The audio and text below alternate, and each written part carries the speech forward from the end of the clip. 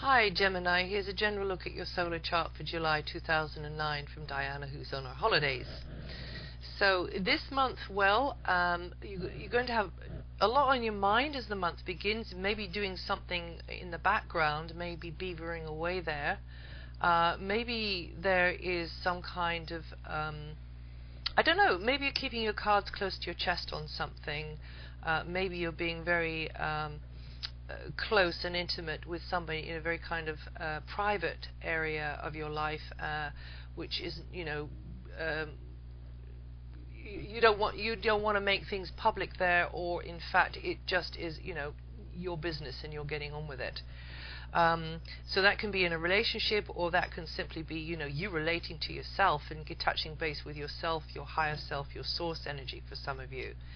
And also it'll be a time for you to be putting yourself out more for others, and you will be a support maybe for somebody who is a bit needy. That's up until the 5th, and then from the 5th, well, things start to lighten up a little bit. Not that they've been dark to begin with, it's just that they've been a bit slow, I guess, to begin with.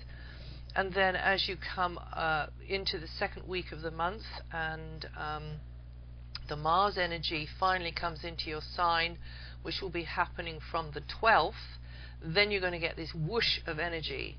Now, many of you will have your eye on finances this month and anything to do with your basic material security.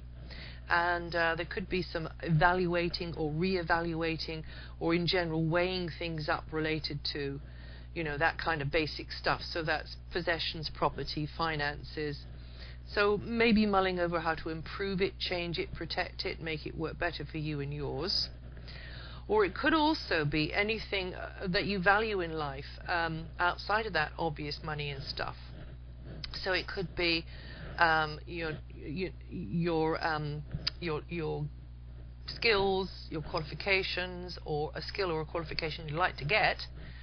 It could be that you are you have the opportunity to do something very nurturing and therapeutic for yourself, and this would be a great time to be doing that. It could also be a time when you get given a gift of some kind, which which can help you turn an asset into cash, or in fact capitalize on some asset, which if you start doing something now, then you have your eye to the future. So you may put some money into a piece of kit which could help you develop something for yourself, or you could be putting your effort into something which could pay off for you in the future. Also, another way of looking at this would be that you're exchanging with somebody. So you're exchanging something, either something you've created or something that you have, or indeed it just could be skills that you're being exchanged, or you're doing a trade of some kind. So anything like that is likely to be coming in strong, but also a use of your talents and an appreciation of your talents, particularly I would say from the 5th, and then gathering pace and gathering speed and being more outgoing from the 12th, and then really going all steam ahead from the 18th. So it's like the month starts off slowly and then picks up speed as you go along. Now, as the sign of Gemini rules the nervous system and the lungs, actually, and the arms and the hands, sometimes you stress over things because you have such an active mind. And so you may be fretting about something, could be worrying about something, and looking at how to maintain something, or in fact acquire something which would be good for you, or something that you just really want. Another aspect of this could be you putting healthier nutrients into your physical system through diet, air, what you drink, but also thoughts and the people that you spend your time with. You could be keeping your feelings close to your chest, maybe just not wanting to put your cards on the table, but that'll ease up after the 5th. I think you'll still be beavering away in the background, putting yourself out more, maybe feeling more in demand in a kind of a selfless kind of a way, right up until the 12th. But from that point on there, the Hermes wings really begin to flutter again, and you feel lighter and freed up, and you feel like you've got more choices. So you could be more physically active then. You could be feeling quite busy. And as I say, you've got your eye on the financial side of things. So maybe, you're looking at the budget and so on. And then life should get a lot more interesting after the 5th. There will be some really warm, affectionate contacts with others from there. Still, you'll be feeling quite private. You won't be feeling that outgoing, not until after the 12th. But you will be feeling that warmth and affection coming towards you, and you yourself will be feeling more sociable and warm and affectionate towards others, I think, then. So you go from this introspective sort of mood and touching base with yourself, or with whatever it is that you call your wisdom, and maybe the less earthy, more ethereal side of life, and the artistic side of life for some of you. Great time for the dreamers and the healers, and the visionaries, and the people amongst you who do spiritual work. And then, as I say, that gets a lot more outgoing and more, physically active from the 12th. And you get this uplift then. You start to feel quite motivated, more assertive. You can make a decision then. You can really push something forward from the 12th. And like the fog of confusion, if there has been any, will lift. So a good time to push ahead then with plans. I just want to say something about Geminians born between the 6th and the 10th, however. You are having this,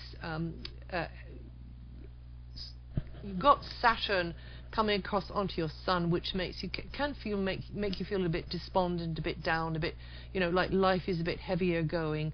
Basically, it's a testing time. You're being tested for faults, and it's a time for getting you firmed up and strengthened up. And this planet only comes around into this position once every 29 years. So it's just to help you, actually, even though, during the transit it can feel like you're really doing a heavy workout.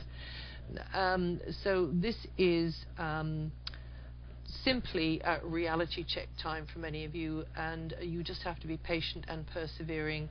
And this for those of you born 6th and 7th, this will start to ease up a lot over July, and then those of you born on the 10th, this will start to ease up a lot over August, as August goes on. The total eclipse of the Sun on the 22nd of July is going to bring a wave of energy lasting several months related to your communications area, but also, and this is your any of you that are already working in communications, media, promotion, buying and selling, that kind of thing. This is really going to allow for new beginnings in this area, but also those of you who are trying to make healthy changes to those areas that I was mentioning earlier, to do with finances, property, your space, developing skills and talents, etc. So new beginnings coming into these areas over these next months from the 22nd of July. Also educational activities being strongly highlighted. And also, in fact, for some of you, it implicates the connection between blood brothers and sisters, or soul brothers and sisters, and so gathering together and working together with like-minded others, or those that you feel a real kinship with, will be a feature from the 22nd of July as well. And new beginnings in maybe, the vehicle, literally the vehicle you're traveling in, or how you're connecting, how you're connecting with others across the airwaves. So information technology, or gimmicks or gadgets that you're learning how to use. This could be highlighted too from the 22nd. And this is your year, Gemini, for new doors to be opening for you in your mind. Lots of lights going on in different areas of your mind. Great time for study. Great time to realize that you've got a wider range of options opening up to you, and this is your year for reaching for the highest, whatever that means to you. Well, that's it for July. If you know your rising sign, have a listen to that too.